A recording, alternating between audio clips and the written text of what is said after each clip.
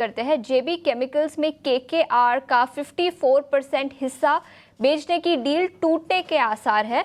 सूत्रों के मुताबिक तीनों संभावित खरीदार टोरेंट फार्मा, इक्विटी और अल्केम लैब्स हाथ खींच सकते हैं। पूरी डिटेल्स लेकर अब हमारे साथ अनुराग जोशी जुड़ चुके हैं। अनुराग, बताएं क्या डिटेल्स है आपके पास? सबसे बड़ी और अहम M&A डील टूटने के कगार पर है। सूत्रों ने ईटी नाउ स्वदेश को बताया है कि जेबी केमिकल्स, जिसमें अमेरिकी प्राइवेट इक्विटी कंपनी केकेआर का 54% भागीदारी है, यह डील अभी टूटने के कगार पर है। और केकेआर अभी हाल ही में कुछ खरीदारों के साथ डील को आगे बढ़ाने के लिए बातचीत कर रहे थे कि केकेआर का यह मकसद था कि वह अपना जो भागीदारी है वह ये कंपनी में बेचना चाहते हैं। और ये बातचीत टोरेंट फार्मा, एक और पी कंपनी इक्विटी और हाल ही में अल्केम लैब्स के साथ हो रही थी। और अभी भारी मतभेद आए हैं, हमारे सूत्रों ने बताया है, वैल्यूएशन को लेके, जिसकी वजह से ये डील टूट सकती है। इक्विटी ने जो अपना इंटरेस्ट था ये डील में वह वापस ले लिया है। और टोरेंट फार्मा और अल्केम लैब्स भी अभी आगे ये डील में नहीं बढ़ सकते हैं, ये हमारे सूत्रों ने बताया है।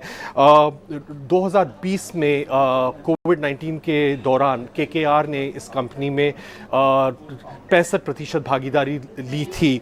और ये डील के चलते टोरेंट फार्मा ने कुछ बैंकों के साथ बातचीत करना भी शुरू कर दिया था।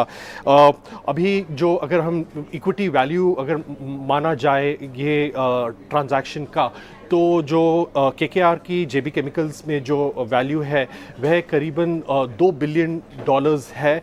और अगर हम ये ओपन ऑफर के साथ पूरी वैल्यूएशन, पूरी एक्विजिशन कॉस्ट देखें तो वो करीब $3 बिलियन आकी गई है।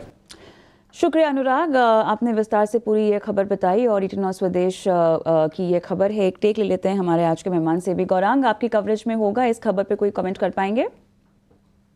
कविता, खबर अभी अभी आई है, हाँ। तो थोड़ा आकलन करना और थोड़ा आत्मचिंतन करना और अभ्यास करने के लिए समय लगेगा।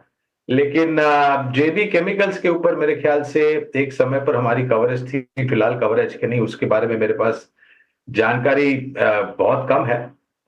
खबर को लेकर के शायद थोड़ी बहुत उठापटक हो सकती है, लेकिन जो हमारे पहले लक्ष्यांक थे वो करीबन मौजूदा जो स्तर है 1850-1900 के आसपास के यही है।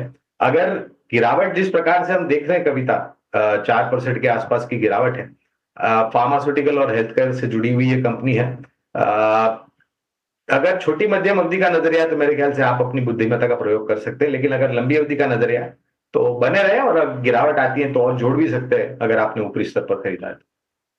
चलिए, तो यहाँ पर शॉर्ट टर्म वॉल्टिलिटी शायद देखने को मिल सकती है। बहरहाल हम रुकते हैं एक छोटे से ब्रेक के लिए, और ब्रेक के उस पार एक बार फिर दर्शकों के साथ जुड़ेंगे। गुड मॉर्निंग, कहाँ से बोल रही हैं? सर, मैं महाराष्ट्र मुंबई से बोल रही हूँ। जी, पूछिए। किस आरबीएल बैंक के 100 शेयर है जी, मैंने वो 130.62 पे बाय किया था, पर पिछले एक महीने से वो 230 के ऊपर जा ही नहीं रहा है, तो मुझे होल्ड करना चाहिए या सेल करना चाहिए? चलिए, लेकिन वंदना जी, आपको इस बात की तो तसल्ली होनी चाहिए कि आपके भाव से काफ़ी ऊपर है ये शेयर इस बाजार में भी। हालांकि हाँ, आपकी चिंता वाजिब है। हमने आज भी देखा है कि लगभग 1% से ज़्यादा ये स्टॉक टूटा है। पिछले 5 ट्रेडिंग सेशन से देखें तो लगभग 3% ये स्टॉक टूट चुका है, और पिछले एक महीने में 8.5% से ज़्यादा की गिरावट इसने देखी है। वंदना जी, एक और सवाल का जवाब दीजिए, कितना समय और देना चाहती हैं आप? मैं 6 मंथ तक रुक सकती हूँ। ठीक है अक्षय, मैं आपके पास आना चाहूँगा। 6 महीने का नज़रिया, 130 रुपये के आसपास इनकी बाइंग है। चिंता इनकी यही है कि लगातार जो है वो लंबे समय से इसमें एक मोमेंटम जो होना चाहिए वो नज़र नहीं आ रहा है। उसके बावजूद 6 महीने और समय दे सकती हैं।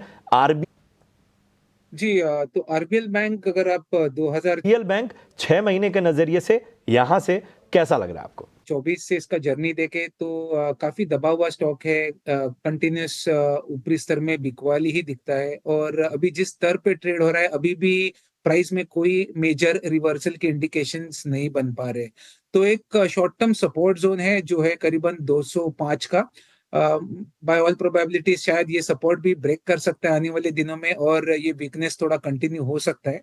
तो मैं कहूंगा कि बेटर रहेगा आप ये स्टॉक से एग्जिट करके दूसरे कोई स्टॉक में आप एंट्री कर सकते हैं। अगर प्राइवेट बैंकिंग स्पेस में ही चुनना है तो मेरे हिसाब से कोटक बैंक को आप अपने बाइंग वॉच लिस्ट में या रेडार में रख सकते हैं, जहां पे मुझे चार्ट सेटअप और बेहतरीन लग रहा है, क्योंकि आरबीएल बैंक में अगर ये सपोर्ट ब्रेक करेगा 205 का तो 175 तक नीचे जाने की डर है और आपकी इन्वेस्टमेंट जहां आपने पूंजी लगाई है वो ज्यादा कुछ उसमें आपको गेन्स देखने को नहीं मिलेगा अगर ये रेंज में भी सीमित रह जाता है। तो मैं कहूंगा कि आप ये स्टॉक से एग्जिट लेके कोटक बैंक में आप सोच सकते हैं, जहां पे मैं एक्सपेक्ट कर रहा हूँ कि 2100 या 2200 तक ये स्टॉक चलने की क्षमता रखता है।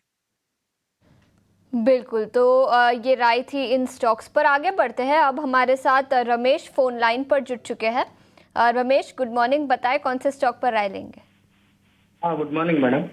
मैं रमेश बोल रहा हूँ हैदराबाद से। बताएं कौन से स्टॉक पर राय लेना चाहेंगे? मैडम, मैं garden reach ship builders and engineer. Okay, कितने शेयर्स है आपके पास? 1 shares मैडम।